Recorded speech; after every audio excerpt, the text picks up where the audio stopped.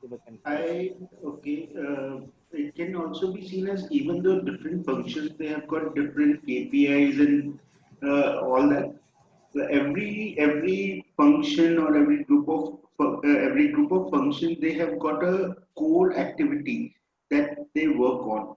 So if we can measure how well they are doing it, how consistently they are doing that activity, and if there are any bottlenecks, if there are any troubles, etc. So that can be utilized to find the health of that function itself. Okay.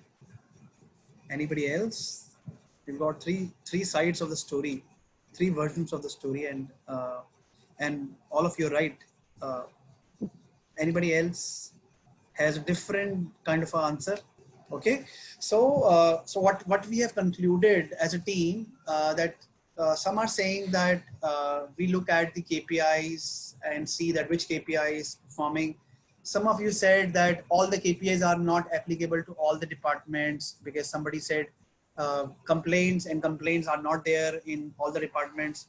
And even though if the complaints are there, it depends upon the volume also, and it depends upon certain factors.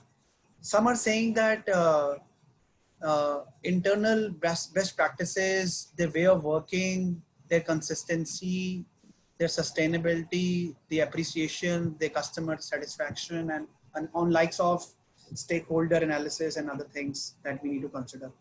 But just, I have a question for you, to all of you.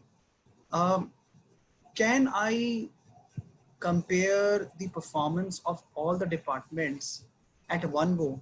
Because if one KPI is doing really well for one particular department, maybe that KPI is not applicable to that department.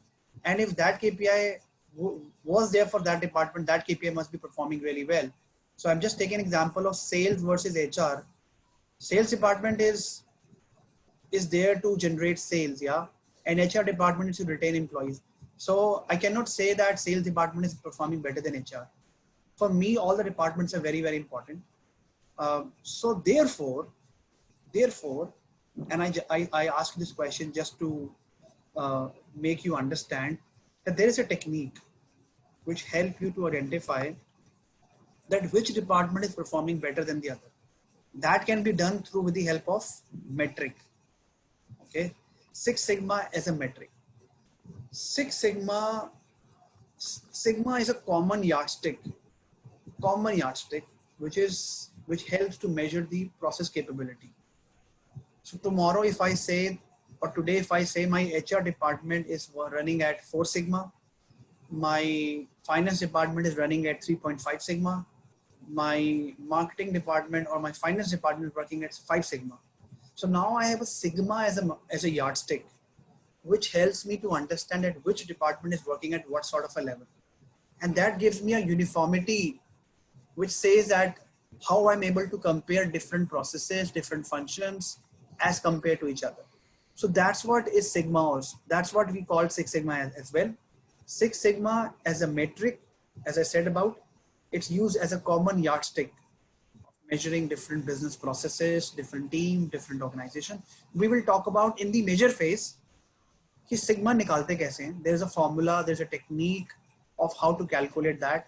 And with the help of that formula, you'll be able to see what is the health of that particular department, what is the health of that particular team.